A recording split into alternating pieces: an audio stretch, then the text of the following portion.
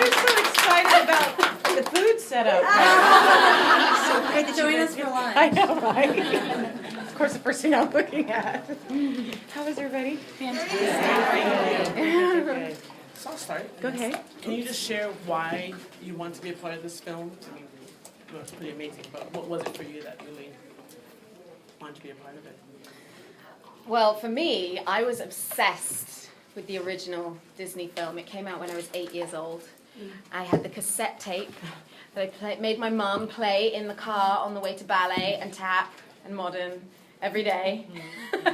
I knew all the words to all the songs, and you know, it is still my favorite Disney movie. So I had a very personal connection to it, and when my agent called and said that they wanted me to play a part in this, I squealed down the phone so loudly. I think it was probably the biggest reaction to getting a job that I've ever had. Because I think that little 8-year-old inside of me was just so excited, and it sort of connects you back, you know, to growing up with Disney movies. And then this cast, you know, is just phenomenal. Yeah. So, yeah. Yeah, no, when I got the call, I'd known that the movie was being made, and I was excited about it, and my agent called and he said, so, Beauty and the Beast is like, yeah, they're turning it into this, isn't that great? And he's like, yeah, so they want you to be in it. I was like, excuse me? It just didn't make sense. I was like, what? Why? What? I mean, but if Disney calls, like I said, I would sell churros at the park for them, you know, whatever they want.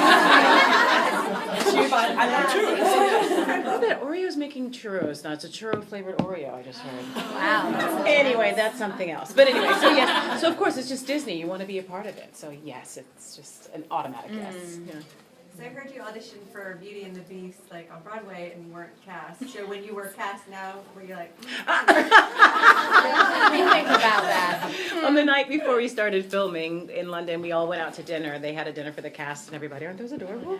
I said after I'd had a glass of wine, I was jet lagged. I'd flown over from New York. I was jet lagged, had a glass of wine. I was like, so Alan, I auditioned for the musical on Broadway for the ensemble, and I didn't get cast in the ensemble.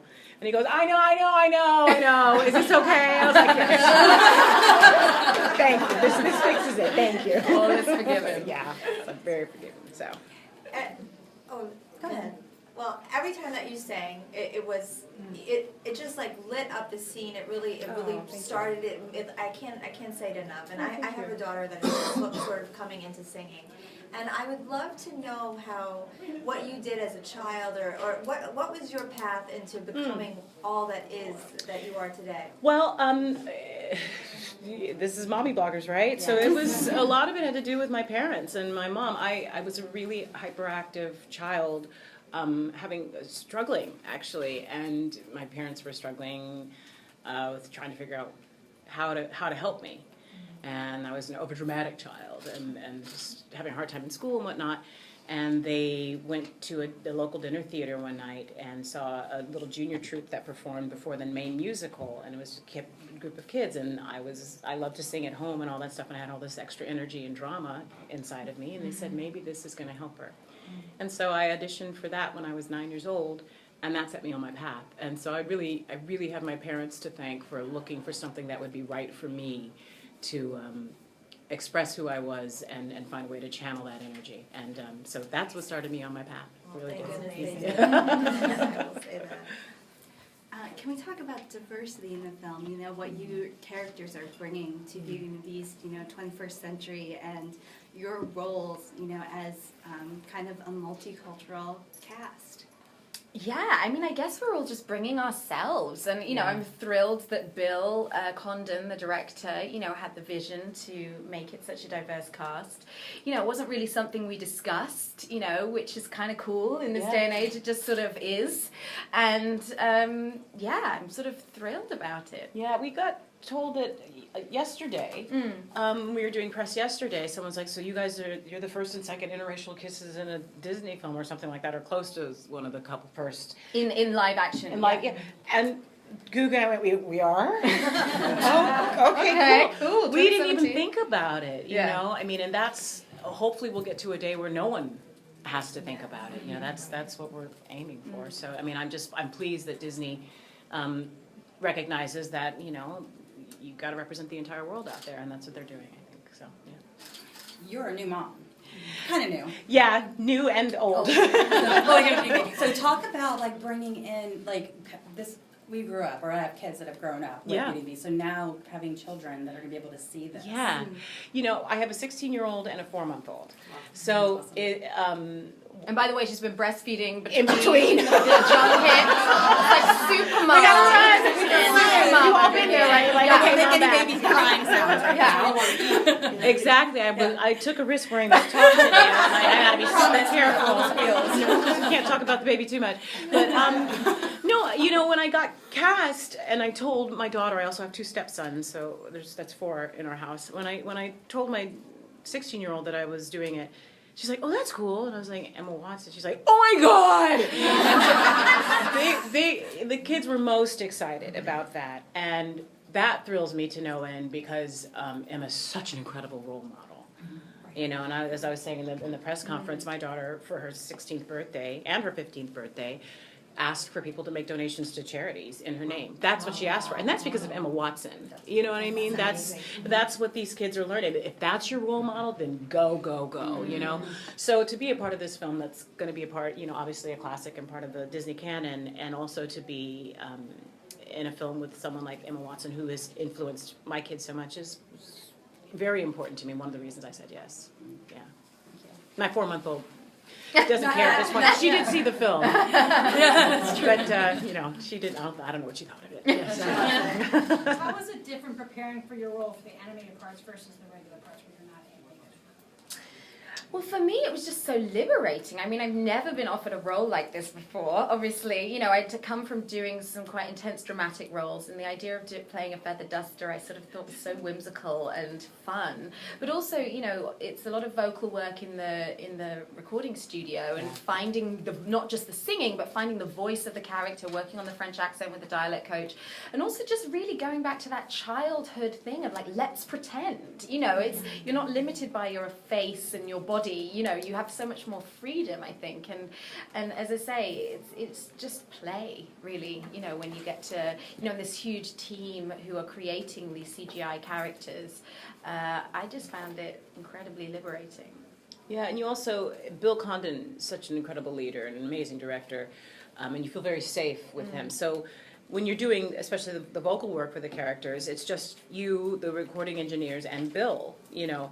And so Bill's in there with you, and he's saying, okay, now try one like this. So he's in there playing, you know, with you in a way. It's truly just make-believe. And so it's, you know, for the wardrobe, it was like, okay, she's kind of trying to get to the staircase at this point, so grunt a little bit. Okay, now grunt like this. Or, okay, now she's just, so snore this way, snore and sing a high note. I mean, so we just, you know, we had the time and the freedom to just sort of explore. And then they take that, they go and work with the CGI folks, and then the CGI folks bring back something, and then you can then put on top of that. So it's a real collaborative, effort. You know, it takes a village. It takes a massive village for this one, yeah. Can you guys talk about your costumes? They're amazing. Yeah, Jacqueline, I've forgotten her last name. She's done all of Joe Wright's movies. She did, you know, Atonement, Anna Karenina, you know, incredible costume designer.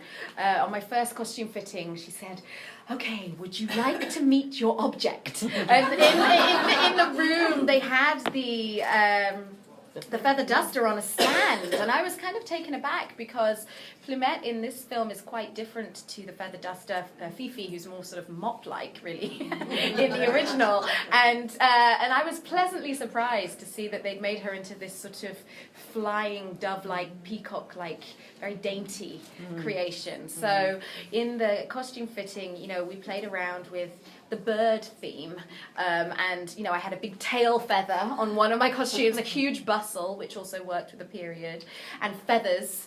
I had feathers in my hair. You know, we played around with this sort of Marilyn Monroe style wig, so it's kind of fun for me to be blonde, which is just so outrageous and, you know, and audacious, and, you know, I had feathers in my hair, and, you know, so it was really just sort of channeling a mixture of that sort of you know, playful, sort of flirty Marilyn thing with, you know, the feathers. Yeah. And you know, also we both got to be blonde. Yeah. That was kind of fun. But with the wardrobe, you know, the first time I sat in the chair and you know, the dress being so large that I couldn't walk in any regular door to get to set. I had to walk sideways and scrunch, because once they started putting the wig on, they put the first part. And I was like, wow, that's big, that's tall. And she said, hold on. And then she put this part. I was like, okay. She's like, then she put this part. I was like, okay. Then the top part, okay. Then birds and stuff started going. I was like, oh my goodness, what is going on? But it makes perfect sense, because once she's transformed into the wardrobe, the top of the wardrobe, if you notice, is her wig. And you couldn't even see them, but this is the detail that Disney pays attention to. The shoes that I wore were the feet of the wardrobe. So if you'd actually see my shoes, they curled up into the exact sort of way that the legs of the wardrobe, and all of that. I mean, and even within the design of like our makeup, and all of it is then echoed in our objects that we made. Yeah. So it was very. And that leaning thing, what was that? Oh right, yeah, because the wig was literally 2 feet off of my head and so heavy, and the dress was so big. So not only could I not sit down, but I could not hold my head up for very long periods of time. So the set carpenters built me a lean-to. So in between, that was like a humongous, about maybe a little taller than that, thing of wood, a slab of wood that had a bicycle seat. So I could kind of just perch on that and lean back like that during between takes, because it was also enormous. But we do these things for Disney because it's worth it. Do we have any more? Are we good? Or? Yeah. What are you hoping audiences take away from seeing this film? Oh, well, I hope that people will get swept up in the romance, and, the music is just so iconic. And, I love the message that beauty is found within. It's an oldie but a goodie, but I think, really for this film, the idea to, look a little deeper, see the human within each and every person, even if the exterior is something that intimidates you or you're not familiar with, there's always a human underneath it all. And I think to try and connect to somebody's soul is really important. Yeah, and also that love, there's always the love conquers all, love wins. And it's not about just giving the love, but loving yourself too. I think that's what's so important, and realizing that what you have inside of you is most important, and that the outside doesn't necessarily matter. And I'm sure that's what people are going to take away from this. Did you guys do any CGI acting? Like, did they have you dress up and pretend to the motion of your characters or anything like that? No, not really. I mean, they'd already done a previous kind of sort of a demo of what was going to happen. Although in the recording studio, I did sort of stand there sort of flapping my arms a lot, because I was trying to sort of get into the lightness of what it would be like to fly. And so I imagined myself. Right. And conversely, I was in the studio, I was trying to do it like that, sort of feel the weight of that. I mean, and they do, like I said, they do record you while you're doing your voice work, and then I think they play with that as well, so in that sense it's collaborative. And playing off of that, what was it like to actually see everything come together in the final product? It was breathtaking. Yeah. I saw it for the first time just 2 nights ago at the Hollywood premiere, and to see it with an audience, and people are applauding after musical numbers, at a screen, and it was just, brought back all those memories of the songs. There's a couple of new songs in this version. Our objects get, a song. Days in the Sun, and also the Beast has his own solo.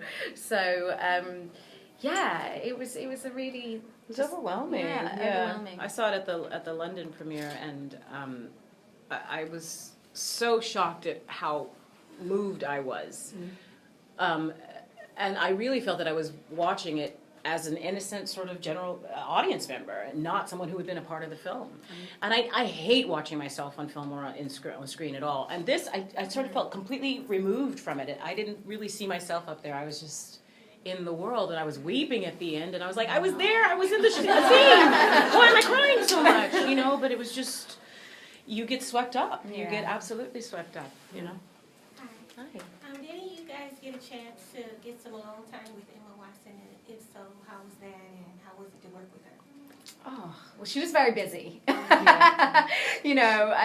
I'm so inspired by her, and we've met a few times, and she's you know, she really is a very inspiring leading lady. I think she's perfect for this role, you know, articulate and smart and, you know, also stands up for what she believes in with her work with the UN. So yeah, I'm just proud to be supporting her in this film. Yeah, she's a great lady. You know, and I said this before, watching the film, the other thing I was overwhelmed with was the fact is how proud I was of her. You know, which is it's not my place to be. I'm not her mom. I'm not, you know, anything, but I'm just proud of not only the work that she's done, but what she represents and how she comports herself. Because she could be a very different person, and people would forgive her for it. But instead, she's risen absolutely up to the top and is being a great role model. So I'm really proud of her. Yeah. We have time for one last question. Okay. You're all such nice moms. Yeah. Okay, you go. And you both desperately wanted it. I'm really inspired by what you said about, you know, you being able to connect with the story and not feel like, you know, you worked on it. Mm-hmm. What was your favorite scene, or what made you connect with that movie and say, oh my God, look, it's beautiful, and not feeling like, oh, I was there, and, you know, to be able to. Yeah, I think it was just the way the entire film came together. So to the point where I couldn't see the seams, you know, and I knew where the seams were, but I couldn't see them, you know, and in doing that, I wasn't able to sort of like critique this and critique that and listen to. I was just swept up in everything, you know, like I fell into Brigadoon along with everybody else, you know. And I think it's the power of the score as well, you know, it transports you. I think there's just something about that music that is so romantic and hits you on an emotional level that you can't not be swept up in it. Yeah. I mean, if you don't mind, obviously the main love story is Beauty and the Beast, but I was so enamored with your love story as well, and you had such a connection with Ewan McGregor. I was just wondering if you guys ever did any of the tapings together or if it was separate. No, unfortunately not, although we did first meet in a dance rehearsal, and I think, you know, Dan was saying the same thing about, you know, learning to waltz with Emma. It's a great way to sort of get to know your co-star, I think. You know, we were learning the ballroom dance for the end scene, and that was kind of really fun, and, you know, when you're both learning something together and stumbling, and, you know, and Ewan is such a generous actor and has got such a great sense of humour, so it was great working with him.